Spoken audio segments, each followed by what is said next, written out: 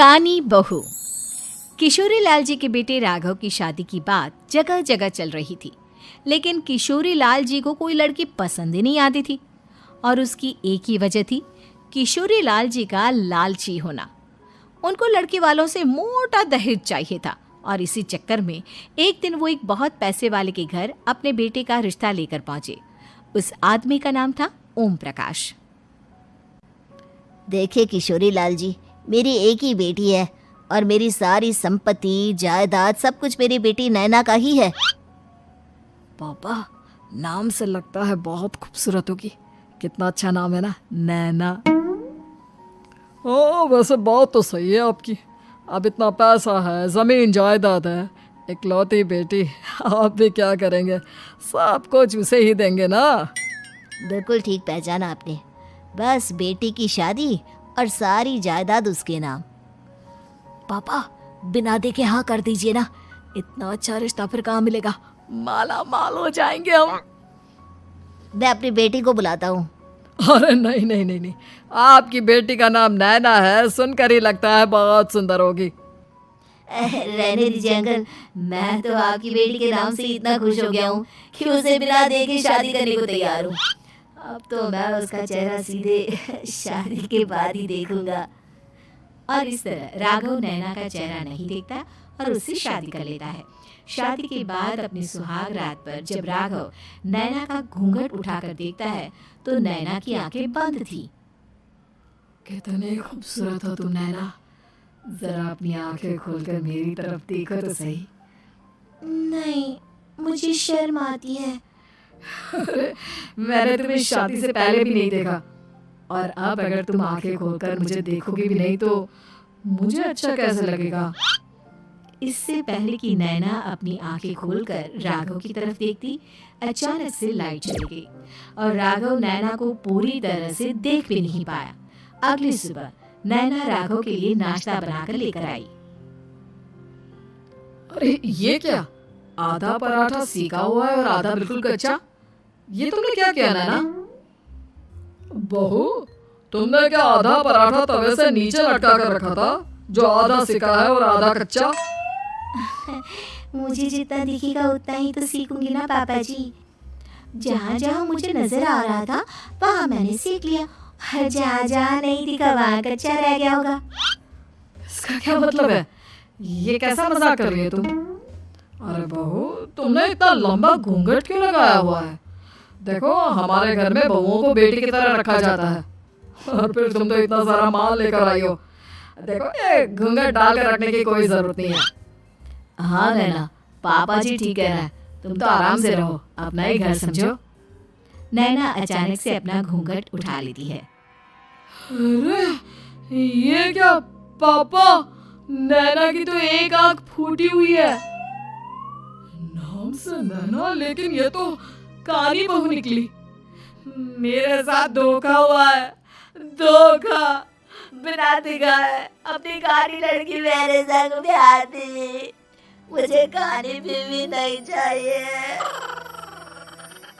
मुझे अभी ओम प्रकाश जी से बात करनी पड़ेगी। आखिर उन्होंने मेरे साथ ऐसा किया क्यों? अरे, आप लोगों ने ही तो पापा से कहा था कि आप लोग शादी से पहले मुझे देखना नहीं चाहते। अब मेरे पापा पर क्यों इल्जाम लगा रहे हैं? अरे लेकिन उन्हें बताना तो चाहिए था ना कि तुम कानी हो। एक आंख से तुम्हें दिखाई नहीं देता। किशोरी लाल और राघव नाराज होकर ओम प्रकाश को अपने घर बुलाते हैं। पापा जी, ये आपने क्या किया? शादी से पहले बताया क्यों नहीं कि नैना की आंखों में परेशानी है? अरे, आप ही ने तो लड़की देखने से मना कर दिया था। और लेकिन आप बता तो सकते थे। आपको तो हमारी बेटी की प्रॉपर्टी चाहिए थी, वो भी पूरी की पूरी। अब क्या हुआ अगर उसे आधा दिखाई देता है? प्रॉपर्टी तो आपको पूरी मिल गई ना। अरे ये क्या बात हुई? मेरी शादी प्रॉपर्टी से नहीं, आपकी बेटी से हुई है। अब ये तो पहले सोचना चाहिए था, तब तो मेरी प्रॉपर्टी देखकर तुम्हारी जुबान लप लप आ रही थी। लेकिन मैं काली लड़की को अपनी बीवी बनाकर नहीं रख सकता। पापा, कुछ करिए ना आप। हाँ, करता हूँ। देखिए ओम प्रकाश जी, आप हमारे साथ ऐसा नहीं कर सकते। और तुम देखो, अगर तुमने मेरी बेटी से शादी तोड़ी ना, तो जो भी प्रॉपर्टी मैंने तुम्हें दी है वो तो पूरी की पूरी वापस ले लूंगा, और आधी प्रॉपर्टी तुम्हारी भी लूंगा। अरे मेरी आधी प्रॉपर्टी भला क्यों लेंगे आप? इसलिए क्योंकि मेरी बेटी को आधा नजर आता है, और उसकी नजर अभी तक तुम्हारी आधी जायदाद पर ही पड़ी है। अब तुम उसे घर से निकालोगे तो कुछ तो लेकर जाएगी ना। और अगर हम आपकी बेटी को अपने घर की बहू बनाकर रखे तो? तो तुम्हारी पूरी प्रॉपर्टी तुम्हारी ही रहेगी, और जो मैंने तुम्हें दिया है ना, उसमें से बस मैं आधा लेकर जाऊंगा। अरे लेकिन अब आप अपनी दी हुई प्रॉपर्टी में से आधी वापस क्यों लेकर जाएंगे? अगर मैं आपकी बेटी को अपनी पत्नी बनाकर रखने को तैयार हूँ तो? इसलिए ताकि भविष्य में अगर तुम मेरी बेटी को धोखा दो तो उसके पास कुछ तो रहे जो पति का हो। वैसे मेरे पास तो बहुत कुछ है, लेकिन अपने पति की कोई निशानी तो उसके पास होनी चाहिए ना। अब अगर तुमने मेरी बेटी को कानी कहा तो तुम्हें प्रॉपर्टी भी कानी मिलेगी, पूरी नहीं। जमाए राजा। किशोरी लाल और राघव समझ चुके थे कि वो बुरी तरह फंस चुके हैं और अब उनके पास वहां से निकलने का कोई चारा नहीं है। अब समझ में आया ना, लालच बुरी बला होती है। एक तो तुम्हें प्रॉपर्टी मिली, ऊपर से बीवी मिली, उसमें तुम्हें नखरे भी दिखाने हैं। आए बड़ी, चुपचाप बैठो। कुछ दिनों के बाद नैना राघव की कार लेकर बाजार घूमने निकलती है और जब कार लेकर वापस आती है, ये क्या? एक तरफ से मेरी गाड़ी पूरी खराब हो चुकी है। लगता है तुमने मेरी गाड़ी को किसी दूसरी गाड़ी के साथ एक्सीडेंट किया है। अरे कितना बड़ा नुकसान कर दिया तुमने बहू। वो क्या है ना पापा जी, मुझे एक आंख से दिखाई नहीं दे रहा था, सामने से गाड़ी आ रही थी। मुझे तो सिर्फ आधा ही दिखाई दिया और वो गाड़ी मेरी कार से रगड़ती हुई निकल गई। अब मैं क्या करूं बताओ? आप इसे ठीक कराने के पैसे कौन देगा? तुम्हारे पापा? तुमने मुझसे इस तरह से बात की? अभी रुको। नैना राघव की शिकायत ओम प्रकाश को कर देती है। देखो राघव, अब जो मेरी आधी प्रॉपर्टी तुम्हारे पास थी ना, उसमें से आधी और मैं लेकर जाऊंगा, क्योंकि तुमने मेरी बेटी को डांटा।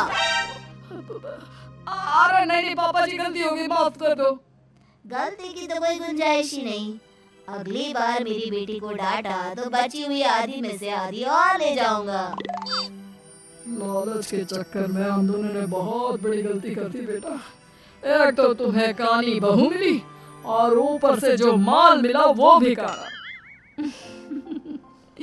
इस तरह राघव की हर एक गलती पर ओम प्रकाश उसकी प्रॉपर्टी का आधा आधा हिस्सा लेकर अपना सारा माल वापस ले गया और राघव को कानी बीवी से काम चलाना पड़ा।